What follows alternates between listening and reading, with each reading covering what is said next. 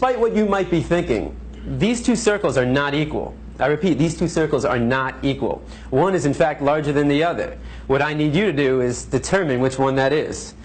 So, please raise your hand if you believe the blue circle is larger than the red. All right. Please raise your hand if you believe the red circle is larger than the blue. All right, very good. Now, before I said anything about these two circles, what was your first instinct? Equal, right? Because they look equal. And the reason why they look equal is because, in fact, they are equal. These two circles are identical.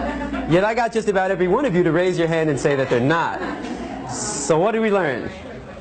That you can be manipulated like that to believe in something that goes against your natural instincts. Just imagine as a child you're taught that the blue circle is larger than the red. If you say it enough times, you convince yourself that's the truth. If you're told the lie enough times, it becomes part of your reality. And if enough people are taught that lie, that the blue circle is larger than the red, well, now it becomes part of the culture. And if that culture then passes that misinformation along to the next generation, well, now it becomes tradition. And what we have to remember is that just because we have a tradition doesn't mean it's morally acceptable. Tradition and morality are not always the same. I mean, can you think of any traditions that we once had in the United States of America that we no longer have? That today we think back and that was immoral? Slavery, right? Less than 200 years ago.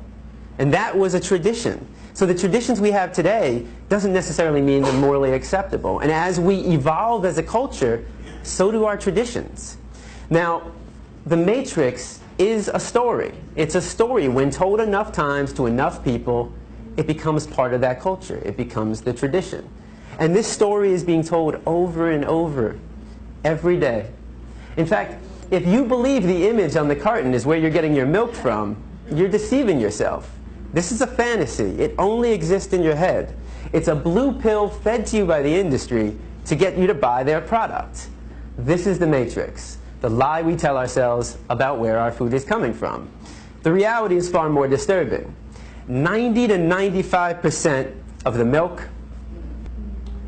the meat, and the eggs that we consume in the United States are coming from these conditions. In fact, every year in the United States, 10 billion, right? 10 billion are being slaughtered for food. So what that works out to be is that every second in the United States, 300 animals are killed, just like that.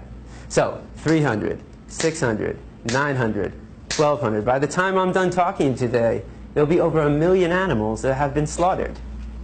And most of us don't even blink an eye. I mean, how is it possible that in the United States of America we can slaughter 300 animals every second and not question that? Because of the story we've been told. The story justifies the action. If you say it enough times, you actually convince yourself that's the truth. How many of you were taught as a child you need to eat meat to get protein? I know I was. How many of you were taught you need to drink cow's milk to get strong bones?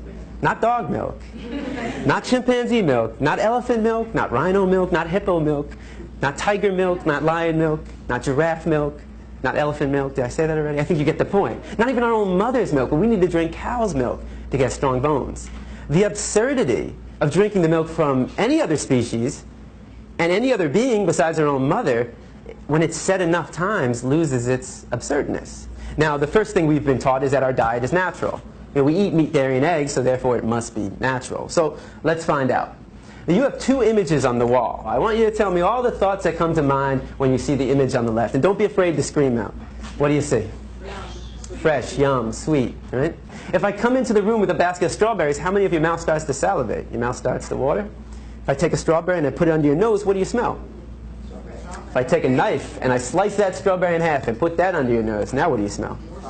Notice how all the sensations remain the same. You see a strawberry and it looks like a strawberry. You smell a strawberry and it smells like a strawberry. And you take a bite out of a strawberry and surprise, surprise, it tastes like a strawberry. Exactly, it's a strawberry. But what thoughts come to mind when you see the image on the right? Cute. You know, when I go to a classroom, you'll get half the kids who say, oh, cute. Animal, pig, Wilbur, babe. So half the class will see an animal, and the other half of the class will see bacon, sausage, ham, pig, sweet pork, and hot dog. They'll see a food. It's one or the other. You're either seeing an animal or you're seeing food. Now, what would happen if I took one of the pigs living, brought him into the room right here, and put him Put them right in front of you. Does that change it? Now what do we see? And I mean, what would we think if one of us got up and started chewing on the pig? Not very normal. If I come into the room with a pig under my arm, how many of your mouth starts to salivate? Right? If I took a knife and I sliced that pig in half and put that under your nose, now what do you smell? You smell the stench of death. You smell a rotting corpse, bacteria, decomposing flesh. You see, there's a process involved, and I'm here today to show you that process of how you convert this animal into this product. Why should it be kept a secret? Why should we not know what we're participating in and what we're putting in our body? Now, let's make the situation slightly more realistic.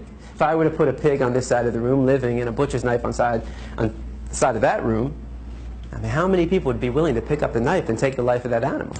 It's very rare, right? And if somebody did that, that's all right, but how many people in this room would try to stop that person from doing that? Right? Would we try that? Of course. That's compassion. I mean, that is the greatest quality of the human race. There's no other species on this planet that has that level of compassion to extend to all living beings. But if you would stop somebody from killing a pig in front of you and then go home and have this for breakfast, well, that's called hypocrisy.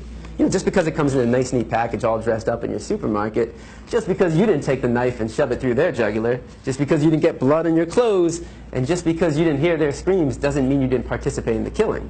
Every time we buy this product, we are supporting somebody else doing what we ourselves wouldn't want to do, what we ourselves wouldn't want to see, and what we ourselves wouldn't want to hear. Now, if you still see bacon, sausage, and ham when I bring a pig into the room, what happens when I change it? Right? It's the common response. Now, I've never heard anybody say yum. Nobody ever sees dog feet, hot dog. So why not? Why don't we see a food? We've been accustomed to view this animal as our pet. The cultural story for us is, this is your pet. In another culture, certain parts of the world, they eat cats and dogs.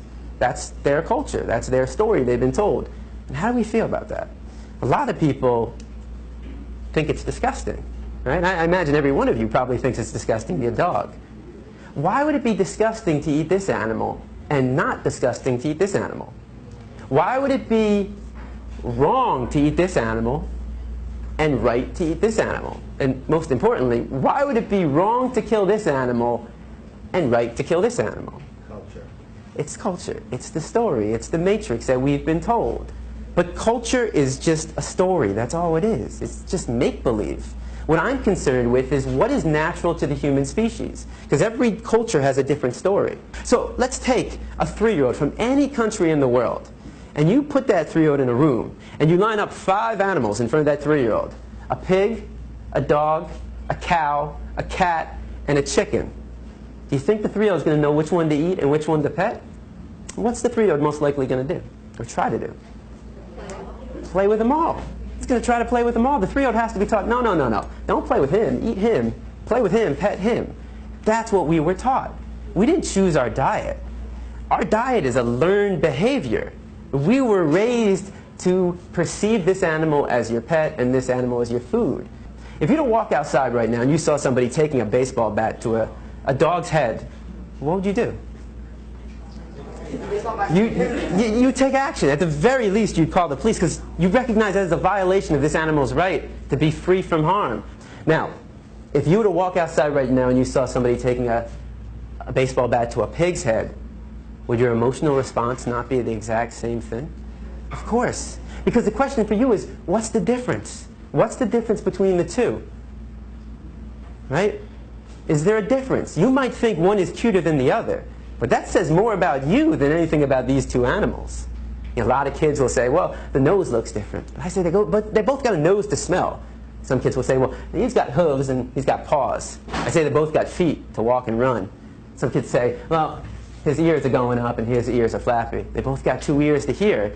They both got 2 eyes to see. They both got a heart to beat and a mind to think.